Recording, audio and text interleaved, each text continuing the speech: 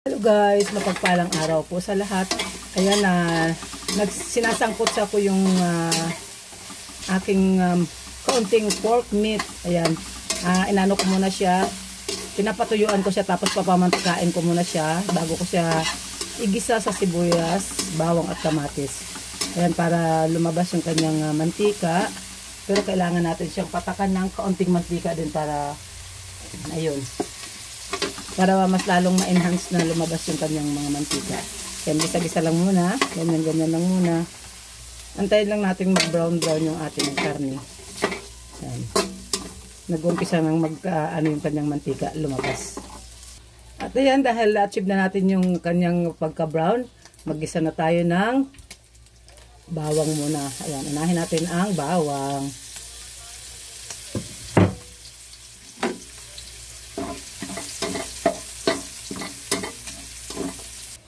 Sunod na natin, dahil medyo brown na yung ating bawang, ayan. Sunod na natin yung ating sibuyas. Ayan, marami tayong sibuyas ngayon, kaya medyo bongga yung ating sibuyas. Hindi tinipid. Sabay ko na lang din yung aking kamatis. Ayan. Sige, gisa-gisa lang muna. Gisa-gisa lang muna tayo guys, hanggang sa maging maganda na yung kanyang blend. Yan, sama na natin dito.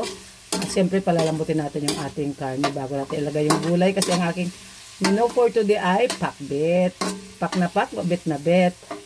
Gulay is life. Tapos ilagay ko na yung aking bagoong alamang na nabili ko na halagang 10 piso. Pwede na, luto na siya. Ayan, pagsahog lang. Ayan, kasi ayaw ko mag-stock ng bagoong dito sa bahay. Pinapapak nung ay bawal eh. Hindi makapigil yung aking husband na pinagbabawalan ng maalat. Kaya hindi ako kaya bili na ako ng ganyan, sakto lang panggisa. Ayan, igisa-gisa muna natin siya. Ang bango. May gata pala yung yung alamang luto sa gata. Ang sarap ng amoy. Sabawan na muna natin para maluto yung ating karne. Yung saktong sabaw lang. Dagdagan natin konti. Ayan. At tantayin muna natin na lumambot yung ating karne. At ayun na guys, luto na yung ating meat.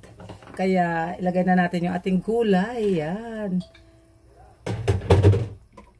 Ayan. At siyempre, antayin na naman natin maluto ulit yung gulay.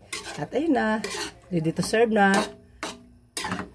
ang aming ulam for lunch. Hindi ko pa sinama dyan yung ampalaya kasi madaling madurog yun eh. Madaling maluto yung ampalaya, kaya malamaya ko na lang ilagay. At ayan na guys. Ganyan lang kasimple yung aking pakbit. Ayan. At ayan, luto na siya. Lagay na natin yung ampalaya. Nakaparanggot din. Ayan na. Pwede na siyang i-off yung kalan. At ayan, luto na yan. Natimplahan ko na rin yan. Ang kulang na lang dyan ay konting sugar, pambalance ng alat, ng lasa. Kasi wala akong ginamit ngayon na mga pang additional pampalasa. Ayan, pure lang siya. Ganyan, asin lang. Ay, patis. Patis lang pala yung aking nilagay. Okay na yan guys. Pwede na yan. Tama na yan. May sabaw na konti kasi sa amin hindi pwedeng walang sabaw-sabaw. Gusto nila may konting sabaw. Ayan. At magluluto naman ako ulit ngayon ng pang partner dyan sa gulay.